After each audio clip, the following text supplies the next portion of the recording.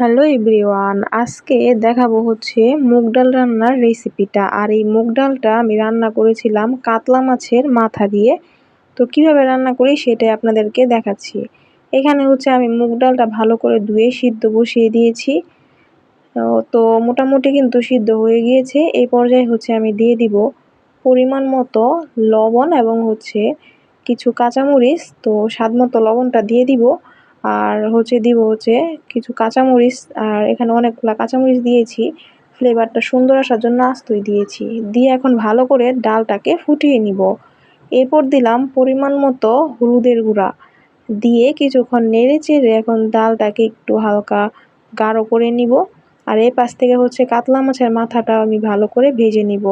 দিয়ে দিলাম পরিমাণ মতো হলুদের গুঁড়া এবং পরিমাণ মতো লবণ, দিয়ে ভালো করে মেখে এখন কাতলা মাছের মাথাটা ভেজে নিব।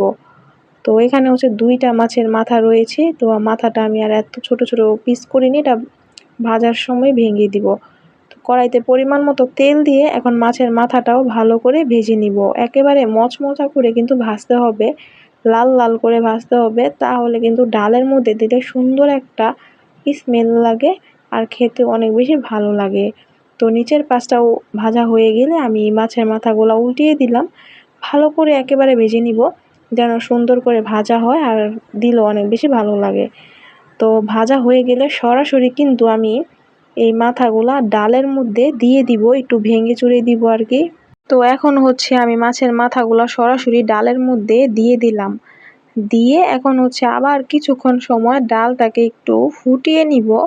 তো আর মাছের মাথাগুলোও কিন্তু ভেঙে দিব। তো নেড়ে চেড়ে দিচ্ছি, আর খুবই ইজি এই ডালের রেসিপিটা, কিন্তু খেতে অসাধারণ। এখন হচ্ছে আমি ফোড়ন দিয়ে দিব। তো ওই মাছ ভাজার তেলের মধ্যে আবার কিছু তেল আমি অ্যাড করে দিয়ে দিলাম তেজপাতা এবং হচ্ছে আস্ত জিরা, দিয়ে এখন ভালো করে একটু ভেজে এরপর আমি সেই সিদ্ধ করা ডালটাও দিয়ে দিব। তো ডালটা দিয়ে এখন ভালো করে আমি আবার হচ্ছে কিছুক্ষণ সময় ডাল করে নিব। জাল করে নেওয়ার হয়ে গেলে নামানোর আগে আমি হচ্ছে জিরার গুঁড়া দিয়ে ডালটাকে নামিয়ে নিব। তাছাড়া আপনাদের হাতের কাছে যদি ধনিয়া পাতা থাকে তাহলে ধনিয়া পাতা কুচি দিবেন। আমার হাতের কাছে যেহেতু ছিল না, এই জন্য আমি দিইনি। সাথে হালকা একটু চিনি দিয়েছিলাম।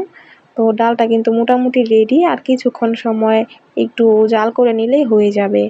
তো ডাল রান্নার এই সহজ রেসিপিটা আপনাদের কাছে কেমন লাগলো একটু জানাবেন। খুবই ইজিলি মুগ ডালটা এভাবে রান্না করতে পারেন মাছের মাথা দিয়ে, অনেক বেশি ভালো লাগে খেতে। আর জাস্ট ডালের কালারটা দেখেন কি সুন্দর, আর একবারে পারফেক্টলি, কিন্তু একেবারে পাতলাও না এত বেশি ঘনও না, খেতেও অসাধারণ লেগেছিল গরম গরম ভাতের সাথে।